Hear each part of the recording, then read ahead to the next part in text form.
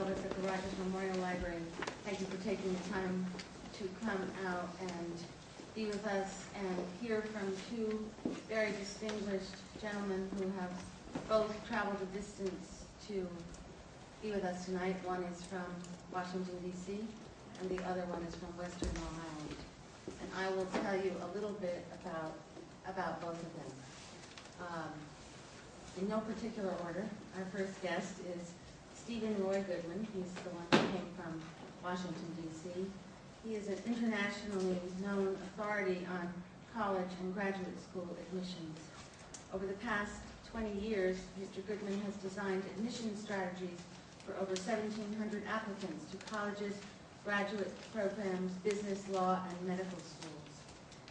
He provides professional assistance with school selection, application strategies, and personal statement preparation.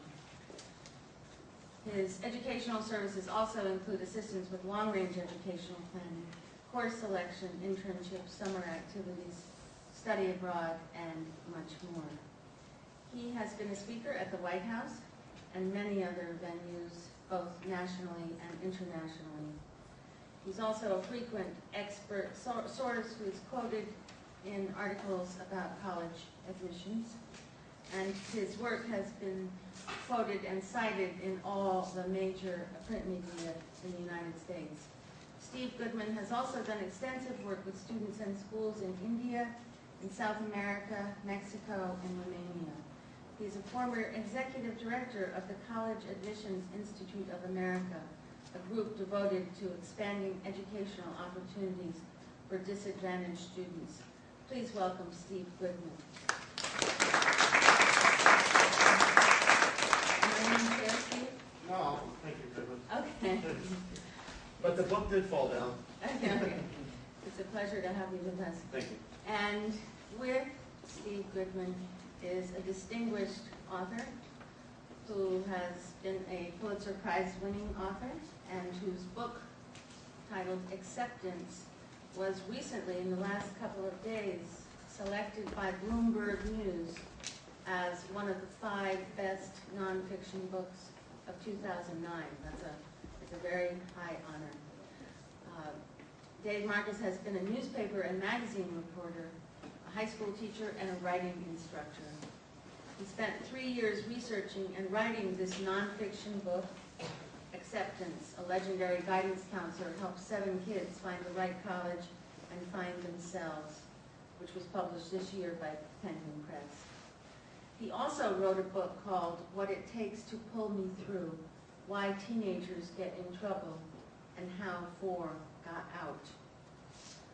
We are very honored to have Dave Marcus with us tonight. Please welcome Dave Marcus.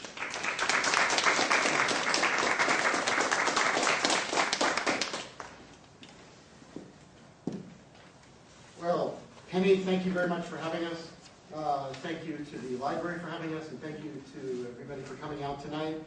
And thank you, Dave. Of course, we've done this before, but not here.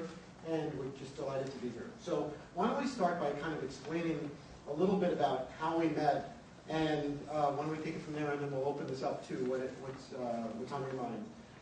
Again, my name is Steve Goodman. I'm the co-author of College Admissions Together, It Takes a Family. And the way Dave and I first met is Dave is very modest. He's actually an incredibly accomplished writer.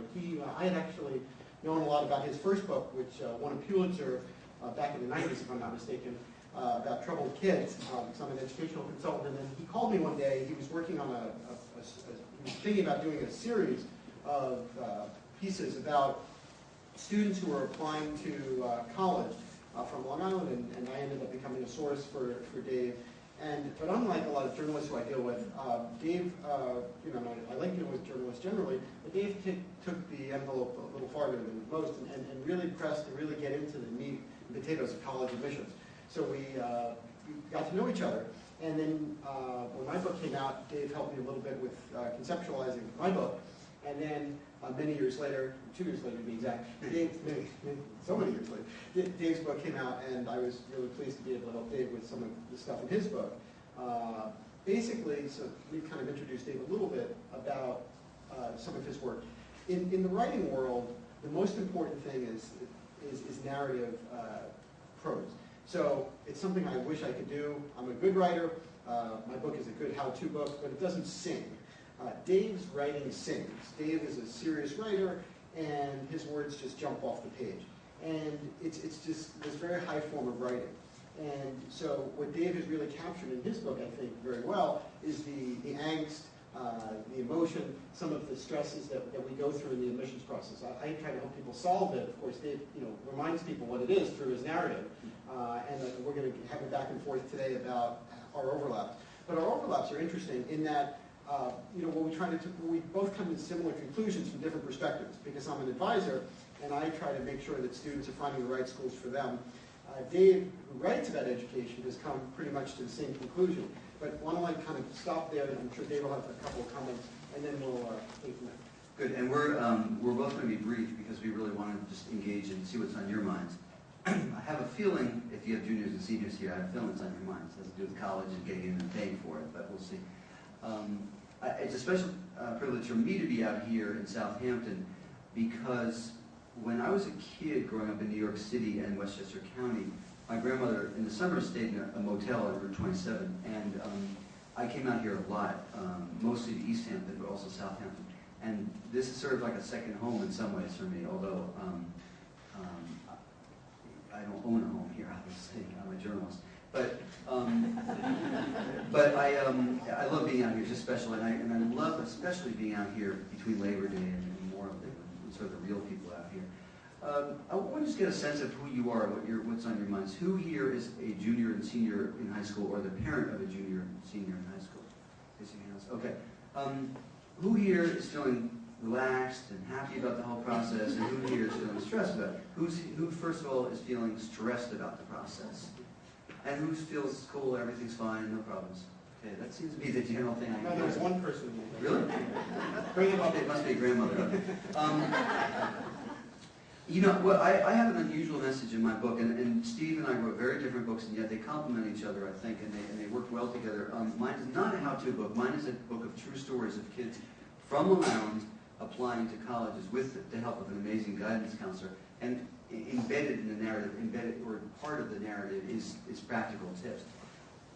I just want to say that, Steve is the master and the expert at this. I don't claim to be an expert in it, but I've been getting a lot of calls about this. And one thing we didn't mention is that I worked at U.S. News and World Report, which publishes the hated rankings. This is a bunch of years before I came to Newsday. I'm not a big fan of ranking colleges, just like you couldn't rank, what's the best men's shirt? How could you rank them? But U.S. News does provide, I think, a lot of great feature articles about colleges, and that's what I worked on when I was at U.S. News. I didn't do the rankings, but blissfully they did pay my salary there. So I think there's so much hype about this whole process, but Steve is really good at helping parents relax and calm down. His book is really good at that. And the message of my book is that we get so caught up in this whole thing, and you know this if you have a junior or especially a senior at home. It's about GPAs, grade point averages. It's about test scores. It's about financial aid forms, FAFSAs. It's about pressure. It's about risks in the family. And yet, it doesn't have to be about that. Applying to college, if you rethink it, and if you look at the style, the approach of the guidance counselor I wrote about at Oyster Bay High School, applying to college is about self-discovery. It's about finding out who you are at age 16 or 17 and who you want to become at age 20 or 21. And I really believe that, and I know it's hard to see that when you're in the middle of it.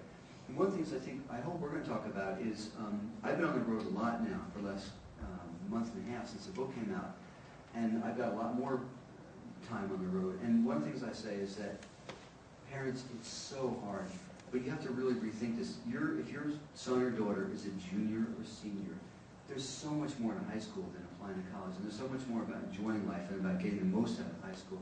And I really have called for a moratorium in families not talking about college on weekends, but going to a beach, or going to a park, or going to a coffee shop, and spending 40 minutes every couple of weeks, if need be, talking about it in a distinct environment, and then just not talking about it. It's so important to get away from it, and it's so important to sort of, we're going to come to Thanksgiving holidays, and as soon as the relatives come over, or you go to their house, so where's Johnny applying? did Sam get into, so-and-so get into, has anybody heard about early decision yet?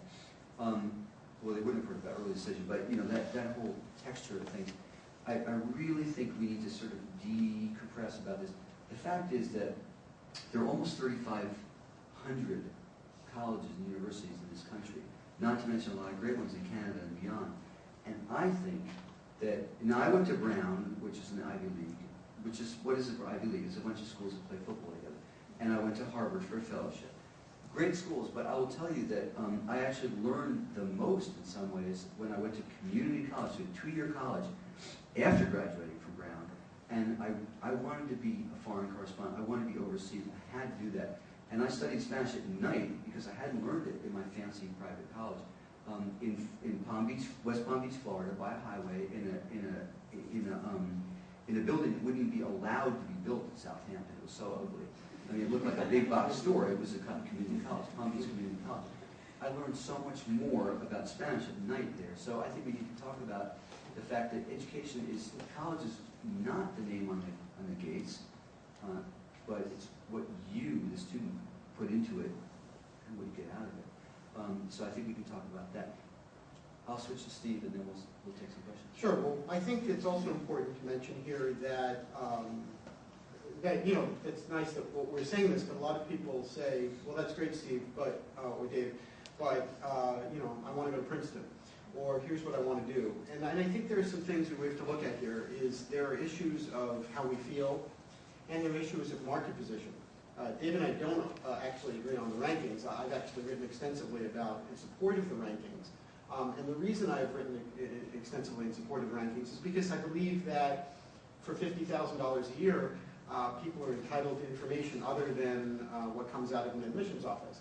I think it's reasonable for families to be able to look at information that comes from somewhere else, from a third-party source, whether it's U.S. News, whether it's me, or whether it's someone else, or somewhere else, whether it's the Sierra Club came out with some rankings. Let's say you care about the environment, that's a perfectly good set of rankings to look at. Let's assume you care about sports, it's not unreasonable to look at that. One of the things that I often start my talks with is kind of looking at what it is that you want to do. Some people do want to go to an elite school. Now, perhaps for the right reason, for the wrong reason, everybody's got their own things that they like. But you have to think about what am I trying to achieve through the admissions process? Am I trying to go to a top college and university as defined by U.S. News? Am I trying to go to a school that's a women's college? Am I trying to go to a school where my Uncle Joe went or my Aunt Sally went? Am I trying to go to a school that's fun? Am I trying to go to a school in New York City or Los Angeles? What am I trying to achieve? And sometimes these things are at loggerheads. So sometimes we want something that a lot of other people want. So let's take Columbia or NYU, which are very popular schools around here traditionally. There's nothing wrong with Columbia and NYU, but the problem is that a lot of people want to go to Columbia and NYU. And so, and I know somebody always says, Steve, that's really nice that you always tell people to relax, but the bottom line is that there are 100 applicants and only 15 of them are going to get into Columbia this year. So, that's a nice speech, but what do I do? What do I do now to position myself so that I could be a competitive candidate for Columbia or NYU or other selective schools? And, that is a problem. And of course, that's what I do every day in my day-to-day job. Is I help students with essays, I help students with positioning, I help students with figuring out what they can do to position themselves for the future. Now, here's where Dave and I overlap, in that what I try to do is do that in a non-stressful way. I mean, there's always going to be a little stress, and it's not such a bad thing for there to be a little stress. I mean, my editor and I almost killed each other when my book came out, and I know Dave had some similar experiences with his editor. But that's the way it goes. There should be some stress, meaning that, the book is coming out at X date, and, you have to have these edits in, and that's the way it goes. And similarly, no one really likes to write self-reflective essays about their lives, especially if they're 17. That's just the way it goes. But it's not bad to inherently do that. It's bad to do that for the wrong reasons. So what I try to do with my students and families is to try to figure out, what do you like to do? Let's explore what you like to do, and let's examine that carefully. And then let's try to figure out how you can communicate what it is that you like to do to the University of ABC or DEF. And then, of course, help people to figure out, well, which schools make the most sense. But there will be some stress. but we try to minimize the stress. And my co-author of my book is a family psychologist. And the reason that I teamed up with her is because a lot of families, came, and had some very powerful issues. Like, for instance, last year I had a family where the dad, all he cared about was the financial aid package. No matter how we looked at it, that's what he cared about more than anything else. The mom was exactly the opposite. The mom sounds like me. That's right. The mom wanted to make sure that the student had the right fit and to make sure that the student was going to have a positive experience in college. The dad thought that was really nice, but he really cared about how much it was going to cost him. And so how did we resolve that? And that was a very difficult case, but it worked. But anyway, so that's kind of by way of introduction about some of the things. Let me cover a couple other points that we do in the book about procrastination. At this time of the year, one of the key issues here is procrastination. Miraculously, students do everything except the essays. I put in my social security number, and I think I got it right, and I put my address down, but somehow I didn't get the essays done. That's something that's important that you might want to think about. In terms of the essays themselves, I think that what my job is to do is to try to pull stuff out of students. What do you like to do? And it's a teeny bit stressful, but once you get past that initial shock of trying to figure out who you are and what you like, my students have fun with it, because now you can kind of focus on what it is that you like to do. And then one of my favorite expressions is to do what you like to do and do a lot of it. But this is a classic case of that in terms of the essays. And then the issues of money. There's no denying that money is a big issue around college admissions. But the number one source, does anybody know what the number one source of money, where the number one source of money comes from for going? The colleges themselves. So the key here is to try to position yourself in such a way that you're the strongest possible applicant. Because if you're a stronger applicant, there's more of an incentive for the universities to give you more money. Just like the gentleman in the front row probably didn't call a plumber to fix his kitchen sink just for fun. A college doesn't just give financial packages that are generous just because you're a nice person and you combed your hair. Colleges do things that are in the college's interest, and you want to strategically position yourself to do things that are beneficial to the college. And if you're doing your job right, you're doing this 2 and 3 years in advance in the hopes of obviously either maximizing your chance of getting into college X or getting a financial aid package for college Y. Why don't we stop there? Because I know this is there are a lot of people here. Why don't we see what you would like to talk Actually, about? can we just say something? Because this is going to be on television. So for those of you watching on TV in the coming months and years and generations when we're all done, my website is davemarcus.com. It's not David, but Dave Marcus, MARCUS.com. I have excerpts of the book, some information, some pointers I've been coming up with. Again, I don't consider myself an expert. I'm a journalist, but I've interviewed a lot of experts. And your website is? And my website is www.topcolleges.com. www.topcolleges.com. And Dave, that was very ambitious, thinking that this TV is going to exist in its current form in 2 generations from now. But we'll see what happens. You too. Penny, do you have a question? Well, I wanted to know if Steve Goodman would follow up on positioning yourself in a strong way. I mean, is that something that I think a lot of people are interested in learning how to do? What makes you a strong candidate for good financial aid? I'll repeat that so you can hear, so that the camera can hear. How do you position yourself or your child to be a strong candidate? Well, good question. The way you position yourself is to be good at something. Now, this might sound a little simplistic, but colleges are not looking anymore for well-rounded students. We're looking for well-lopsided students. So let me repeat that. College, to be a strong applicant, particularly to the selected colleges, you're better off being well-lopsided than well-rounded. Let me explain. Basically, think about this like a sports team, where everybody comes to the team with a specific skill set. So in the university context, you're a journalist. You study economics, you study physics, you study engineering, you study political science. And what we do is we bring a community together of people who bring different skills to the table. So the strongest possible applicant is usually the applicant who is able to demonstrate over a long period of time a sustained expertise in something. Now, the follow-up question is usually, well, what's the difference between admissions and financial aid? And there's very little difference between admissions and merit packaging, or at least as it exists in 2009, because the stronger the applicant you are, the more likely it is that a school that's weaker than your natural position would want you. So in other words, let's say you're a straight A student from 2 miles from here. How many students from Long Island decided last year that they wanted to go to school in Metro Kansas City? No, not a lot. And the reason is because, and there's nothing wrong with Kansas City, it's just not a popular place around here. And so if you're willing to go travel distances, and you're willing to go to places that other people don't necessarily consider all the time, there's an economic incentive for the university to essentially give you a financial incentive to go to the school that doesn't necessarily work for NYU. NYU, New York University, knows that they're going to get a ton of students from around here no matter what. So there's very little economic incentive for NYU to give an attractive financial aid package to somebody from Suffolk County. It just doesn't make sense from their perspective.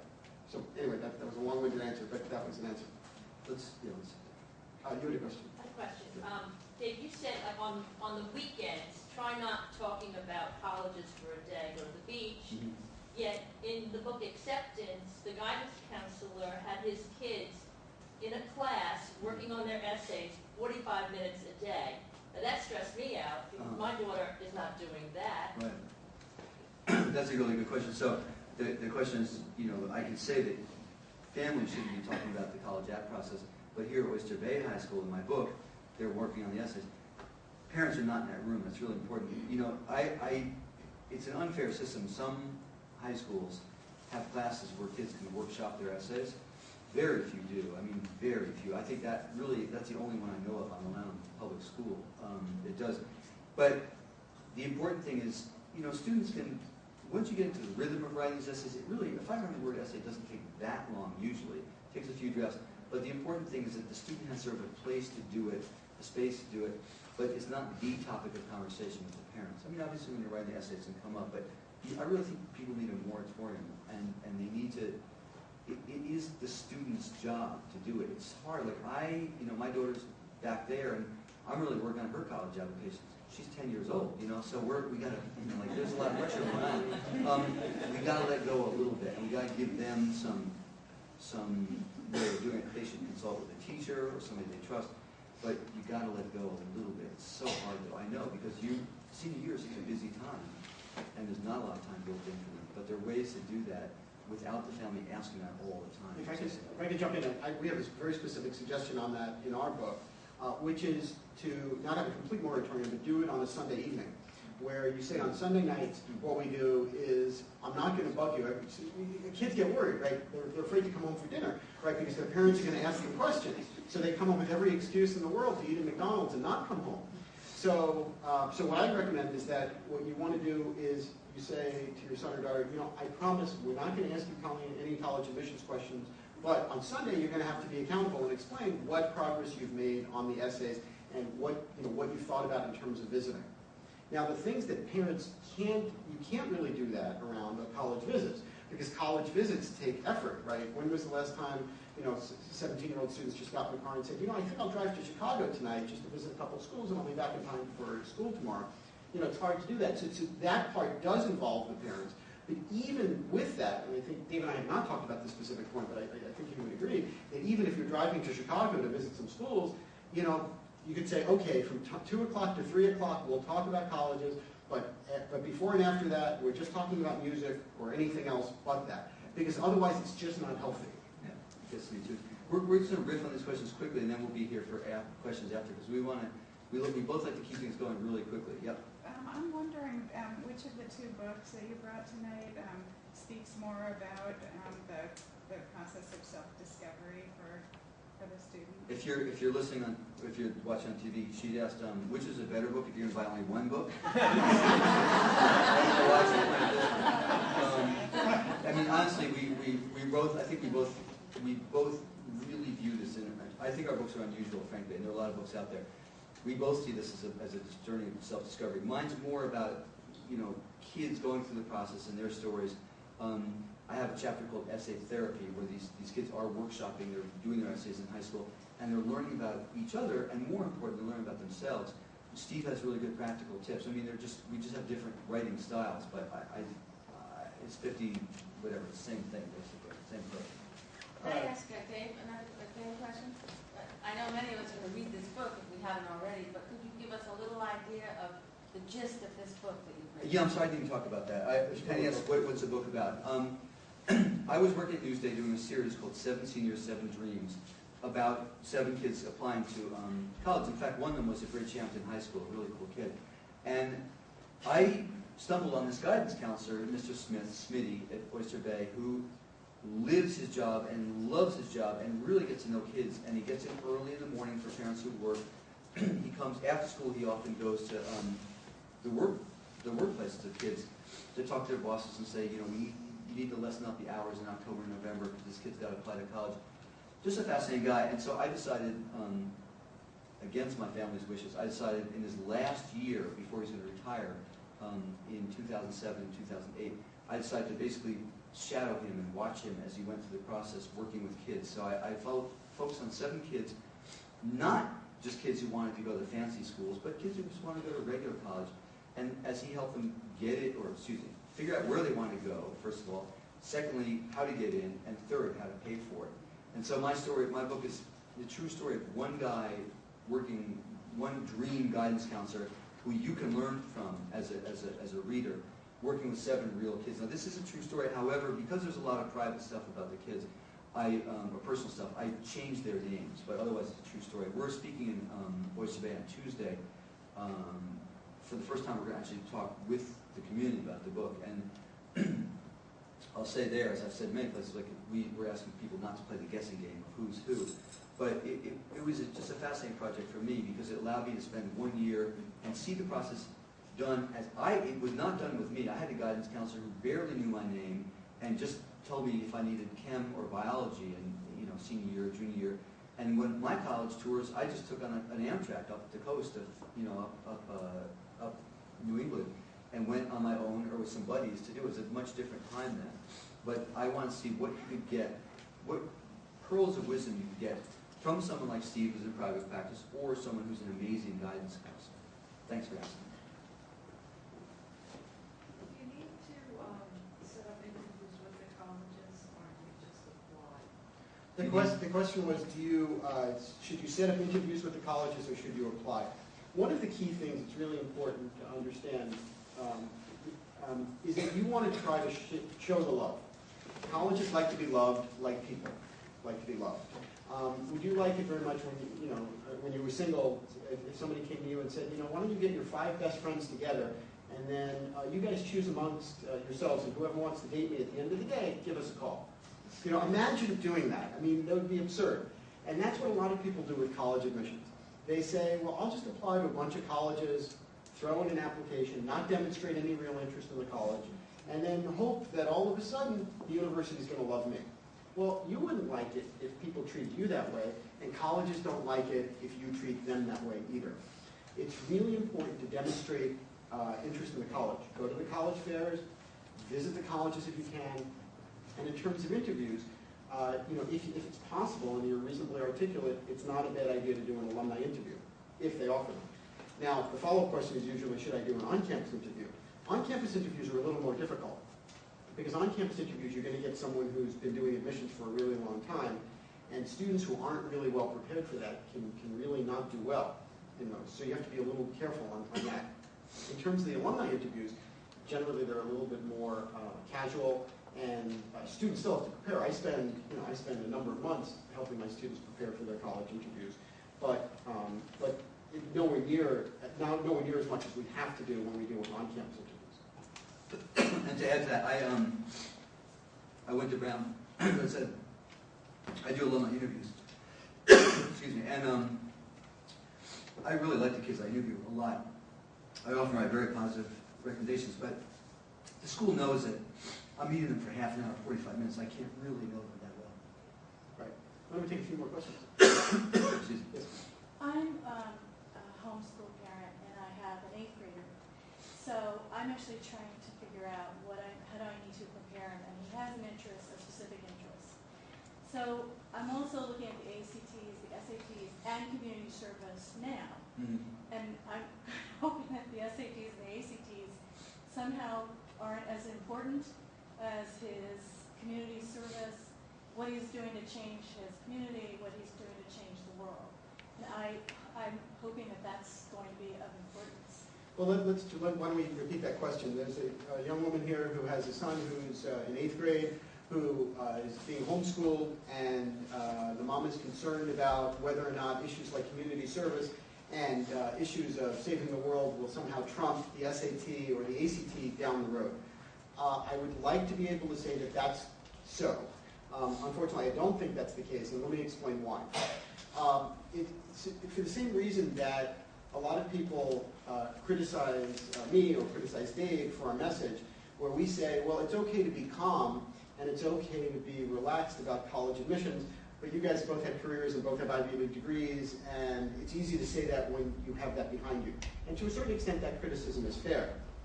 But one of the things you have to remember is that different schools have different personalities. And so it may be that a school that cares so much about the SATs or the ACTs, let them. If you don't like that school and they don't like you, that's okay. You didn't marry everybody you dated, right? And that's okay. The same thing is true here. So there may be a school out there 3 and 4 years down the road that'll still rely heavily on standardized tests. I think you avoid those schools. We have over 3,000 colleges in the United States, and you can't go to 3,000 of them. You can only go to one at a time. And so it's really important to find that school that's the right school. One of the things that I often remind people when they ask that question is that only 54% of Americans get a college degree after 6 years. 54% of Americans will have a college degree after they've started, even though, of course, the benchmark is 4 years, but it's 6 years that we use it. And why does that happen? Well, it's because sometimes people go to schools that they can't afford, but often the real reason is because students go to schools that are the wrong ones for them. So let's say they want to focus on saving the world, and they get caught up in the prestige of, I have to go to prestigious school X or Y. Well, the prestige will exist, right? Wall Street is going to exist. Capitol Hill is going to exist. Hollywood is going to exist. Perhaps not in the way they exist today, but they're going to exist, and there are going to be power centers. And Harvard and Princeton and Stanford and the University of Chicago are clearly going to be different schools than Boston University and Redlands. That's just the way the world is. But that doesn't mean that you necessarily need to buy into that part of the world. There are a lot of things that are going on today that you're not doing, right? And so I wouldn't feel bad about that. And so my advice to you is to continue doing what it is that you like to do. And if your son really cares about how he saves the world, try to find a corner of the world he wants to save rather than the whole world, and then focus on that thing. And so be it if he's not interested in Princeton. But when Dave went to school, Dave went to Brown. Like if you look at the selectiveness or the competitiveness of Princeton versus Brown, they're very similar schools in terms of the numbers. But boy, are they different schools in terms of what kids care about. So if a student like that may be more interested in a place like Brown than Princeton. I actually have a very different take on it. Although my first take is, we got to be in Long Island. You're here talking about an 8th grader. I've been all over. In the Midwest, people don't come to these meetings and ask about 8th graders. Long Island, people are much more adept and much more interested in this. I have very good news for you. First of all, colleges are very savvy and very interested in homeschooling. They think there's a lot of innovative homeschooling going on. And secondly, even better news, which is there are increasing numbers of very good colleges that don't ask for standardized tests anymore. If you look at Fair Test, they have a website, fairtest.org. There must be 60, we were just in a conference in Baltimore, separately, but we overlapped. There must be 60 or 80 now schools that don't ask for standardized tests. There was no, there are hundreds now. Hundreds. It was just it was like 40 a few years ago, and it's growing and growing. Really good schools. You can submit them if you want, great. You don't have to. Also, and I'll just be really brief, my book makes a point that I took the SAT, my friends took the SAT.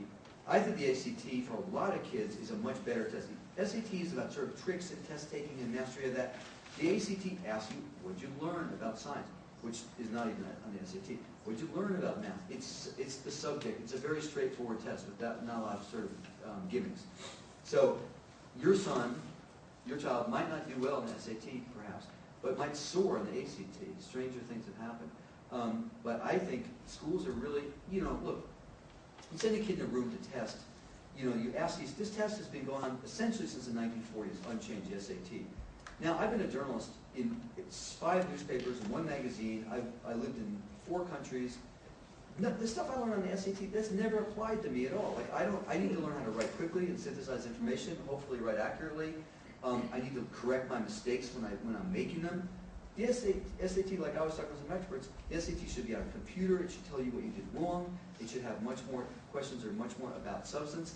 The SAT is a bunch of garbage. You know, it's really ridiculous. So there are schools that are realizing that. Thank goodness.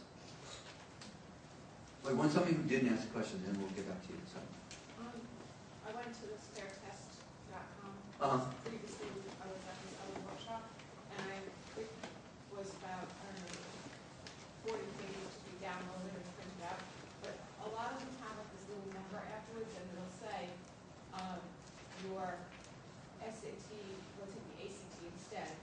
Or it'll say you have to take 2 SAT 2s, or, so not all of them are just. The question is, you know, so there's Fair Test has a bunch of schools that ask you for SAT 2s or other things. But if you look at that, there are an increasing number of schools that don't demand the SAT or the ACT. There are all kinds of permutations So what they ask for. Colleges that say, well, I'm just saying, say they were voting that they're not asking for the SAT or the ACT or the SAT 2. What are they looking for then? The question is, if a university or college is not focused on the SAT, what is the university looking for? And why don't we make this the last testing question, otherwise this will just be a discussion about the SAT. But that's a fair question. I think that universities are looking for things that benefit the university community. And so you want to think, if you take nothing from this program, at least from my part of this program tonight, is you want to think about, what can I do for the college? It's like the old President Kennedy quote, ask not what you can do for your Ivy League school, but ask not what your Ivy League school can do for you, but what you can do for your Ivy League school, or any other school for that matter. And so, yes, testing means something, but it doesn't mean everything. And Dave and I are both not, we both came at this from slightly different perspectives, but we came to the same place about standardized tests. You know, in a lot of ways, I have no idea what the SAT measures. And a lot of testing experts have no idea what it measures either, except it measures the aptitude on this test.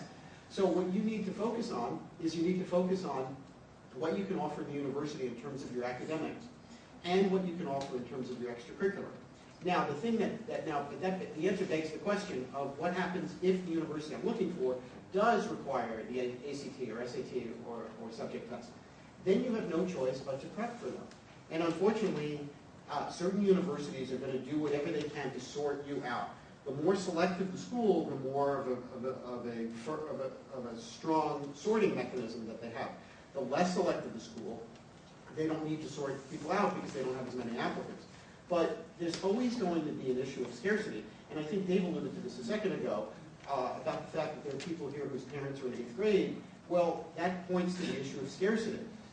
That means that people want to go to certain types of schools. I usually give talks about the top 100 schools, and people look at me like, wow, there are that many schools? So they've never really considered anything but the top 100 schools. But there are a lot more schools than that. So you need to think about, if you want to go to a school that requires certain things, then you need to take those tests. Now, let's say you're really, really bad at standardized tests. Then you have no choice but to focus on schools that are SAT optional. And then it makes sense to do that.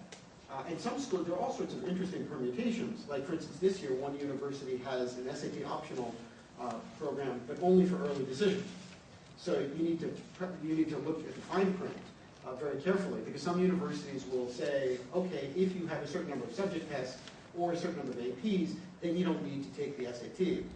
So you have to be really careful about that. My last comment on testing is that I tell people that, you know, the SATs are really ridiculous. It doesn't really matter. However, I took mine in the 1970s, and I was back to the dating world a few years ago. And I have to tell you that the strangest thing, this is only in Long Island, I was dating, and the woman asked me, what were your SATs? And I said, that was a long time ago. I don't remember. So I guess maybe they do matter. And you married somebody else. I married somebody else. I married someone else.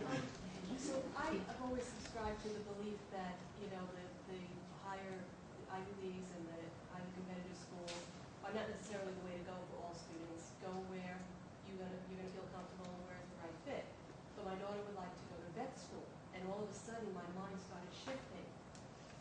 how can she position herself to get into one of the 26 vet schools in this country? And now all of a sudden we're looking at Cornell and Duke. And I'm thinking, is this the right path? Or should I still go back to my original belief that it doesn't matter, because it's difficult to get into vet? That's a really good question. So I'm a big believer it's about the fit, not about the brand.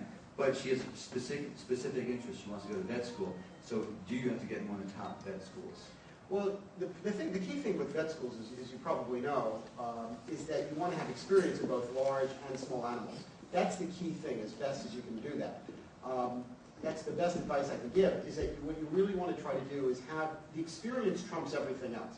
What experience have you done to basically secure that spot?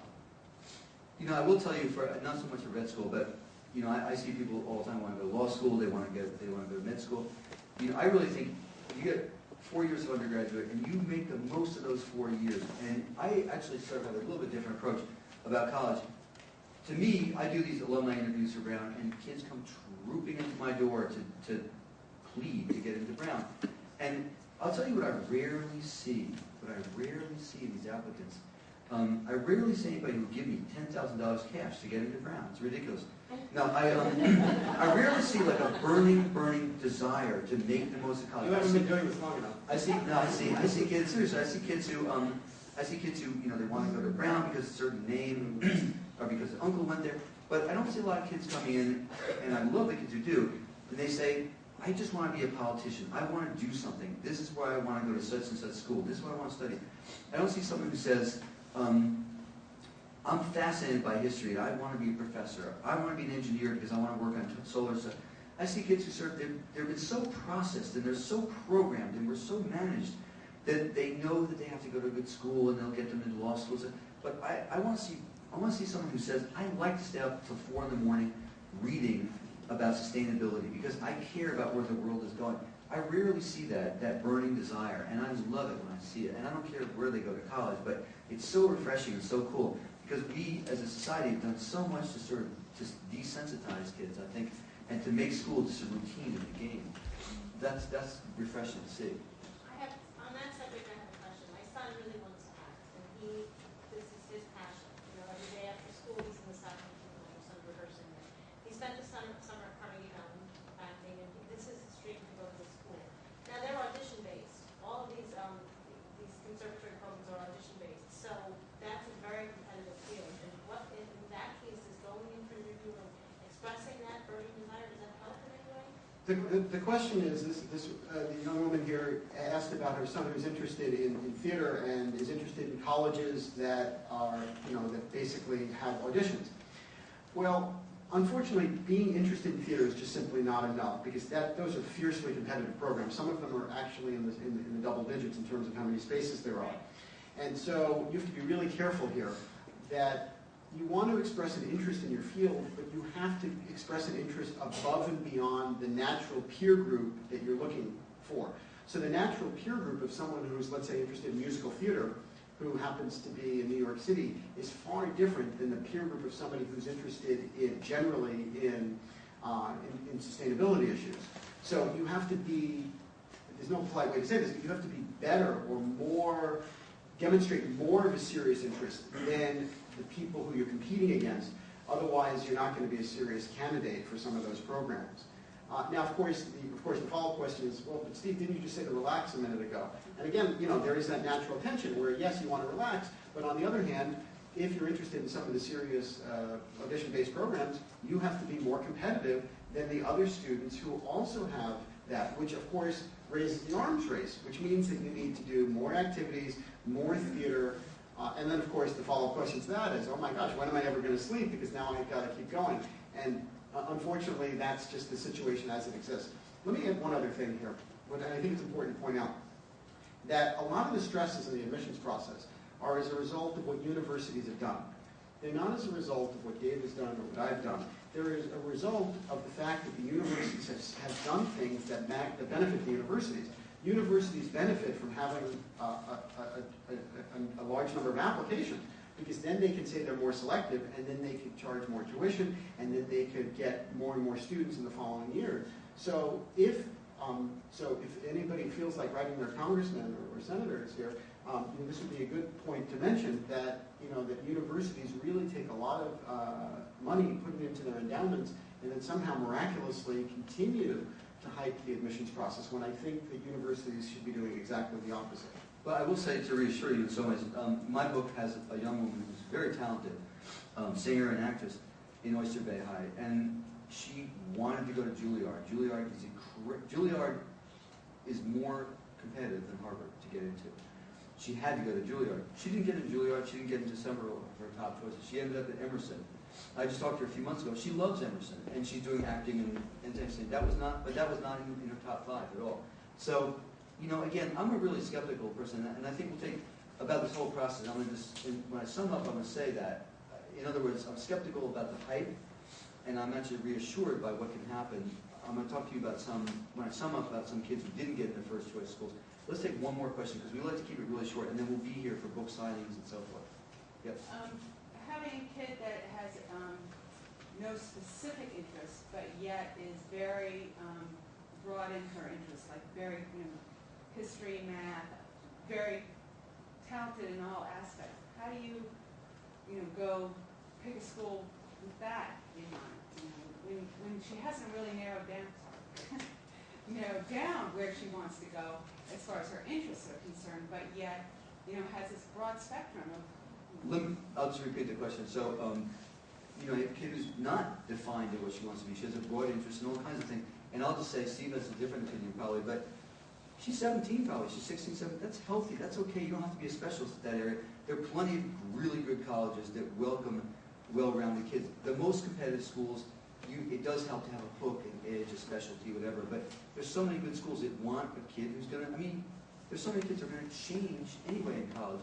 I know all these kids who are going to be pre-meds, I've written about them, they're not pre-meds anymore now they've been through organic chemistry. So who knows? Really, I'm serious. Well, no, I agree with you, Dave. I think that there are plenty of other schools. However, if you do want to go to one of the selective schools, then you have to make a choice. Sometimes people have to make a choice for things that they don't necessarily want to do in the free market. Where in the free market, what 17-year-old would, who in their right mind, of those of you who are 17, came here just voluntarily as opposed to your parents dragging you? Of course not, right? Why would you do that? And this guy looks a little, he might have come, but no, he's agreeing with his dad. Yeah, sure. But people came here because, often that's the pressure. If universities were to change the admissions process, then that's one thing. But if you come to me and you say, Steve, I really am looking to go to the University of Chicago, or Northwestern, or Columbia, or Princeton, or Harvard, then I have no choice but to help you respond to what the admissions process is as it exists today. And that means trying to do something that makes you different and trying to focus on something in the admissions process.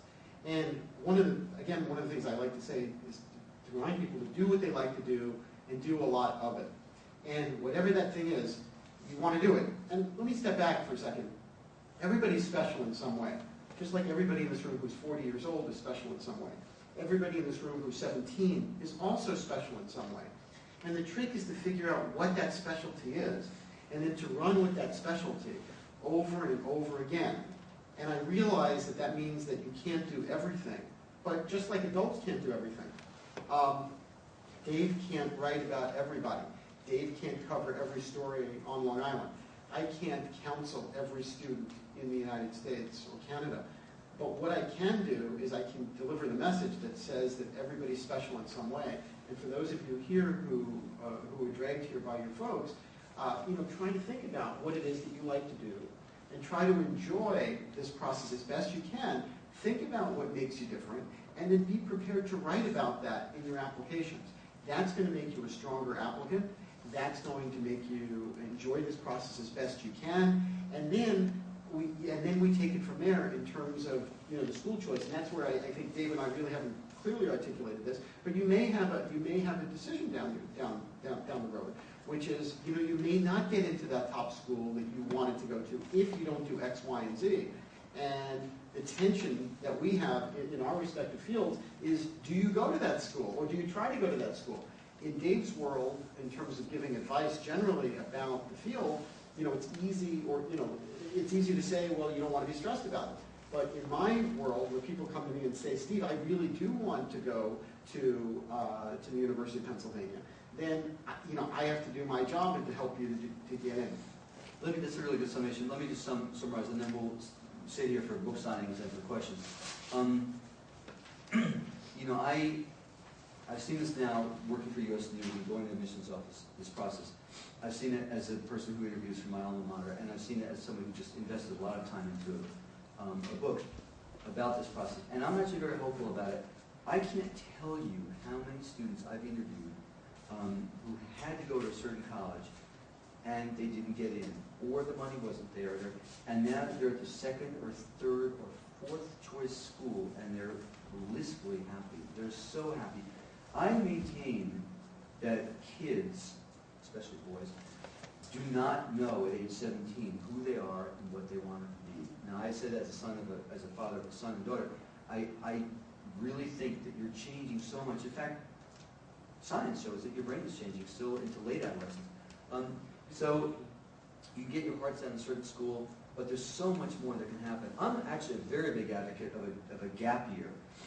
I don't mean going to work for the Gap for a year. I mean taking time to do public service or to work on a farm or to make some money at any store and growing up for a year with the provision that you have a mentor, you have a plan, you have something, and you're going to go to college after that. I think it's hugely important to society. I don't see why we have this continuum, why it has to be you go from high school to college to grad school, boom, boom, boom. I took off time between each of my jobs, and I have a ridiculous number of jobs, to go hiking, to do public service, to do something, just to grow up and do something. And also, I took off time after college to do some traveling and so forth, as long as I could afford it. It's so important, and I don't think that we have to have this sort of this everybody does the same thing kind of plan. Again, it's not about the brand, I believe. It's about the fit. And there's so many cool schools out there. I was in Alma College in Michigan, which most of you probably never heard of, and University of Redlands, you mentioned California. And I was at Simpson College in Iowa as a reporter, but also as a sort of a guest instructor. And there were some great schools out there that people on the East Coast have never heard of. I think it's important, if you're a junior or a sophomore or an 8th grader, Stony Brook is doing some really cool stuff here, Stony Brook, Southampton, with sustainability and the environment. I don't think they've quite got it together yet, but they're starting. It'd be cool to take a course to see if you're interested in that kind of stuff in the summer or after school, or take the time off and do that, because that's the future. To me, that's what our future is all about, is figuring out how we can live on this planet with each other and with nature. There's some cool stuff going on right in your backyard. It doesn't mean you have to go there for 4 years, but you might just find there's, for a few years, you might find there's some great stuff. Again, I think it's my acceptance, my book, like Steve's, I think is actually very reassuring. The process works out so well for so many kids, even if they don't do well in the SAT, and I didn't, by the way. Even if they don't know who they are, what they want to be at 17, that's okay. So I do, by the way, my book is for sale. My daughter doesn't sell it. She gets a commission, so she's going to hustle a little bit. It's $26, and Steve's is 18, and I think Well, before we finish though, because I asked Dave just to give us a little bit of an idea of what your book is about. Steve, what topics do you address in your book? Oh yeah, good. All right, let me go through some of the main topics of the book. Basically, we talk about passage to adulthood, shifts in family control, peer pressure. Now, the peer pressure is interesting. People always think that I mean student peer pressure. I mean adult peer pressure. That's probably one of the best chapters in the book. So what pressure do you get from your neighbors and your friends? Establishing realistic expectations. The fear of failure. We have a whole section on here about students who really don't do as much as they possibly could to maximize their applications because they're afraid that they won't achieve what their parents have achieved. We have a section on family member responsibilities, making a match, key aspects of the college applications, and making a wise choice and moving on. And let me reiterate, I have a section in here on gap years as well. It's not that popular a topic on Long Island, but I think it should be, and I think Dave's right, that the gap year or taking a year off can be really helpful. Why? Not because we're pushing farming, but because we're pushing self-discovery. And the more you understand yourselves, and the more you understand what it is that you have to offer the world, the more you're going to be able to offer college, and the more you're going to be able to offer yourself in the long run. And so Anyway, that's my book. There's a money back guarantee. You don't like it, you send it back. We're both going to sign books, so it's 26 for mine and 18. And then we never offered discount, but he told me to, so it's $40 for both books. Yeah, it's 40. Cash or check. Either one. And well, I think we should thank Penny. Well, Yeah, I thank want you. to thank you both. Thank you so much. Thank you. Also, for my sake, I think for Steve. Steve actually is from Long Island. He's very modest too, but he's been all over the world and done some great stuff. I'm looking to speak at churches, high schools, synagogues, all kinds of things. So take a flyer. My website's there. I love doing this. I believe in this. Thank you so much. Thank you. Very helpful and wonderful. Thank you all for coming. We have a library guide for each of Oh, us. thank you very much. And I can't thank both of you gentlemen enough, who both came here on their own steam to enlighten us. I'm sure they would take a few questions back there at the, Yeah, we'll be signing back books there at back the there. table. I think Thanks my- again for coming. All right, thank you very much. Thank you.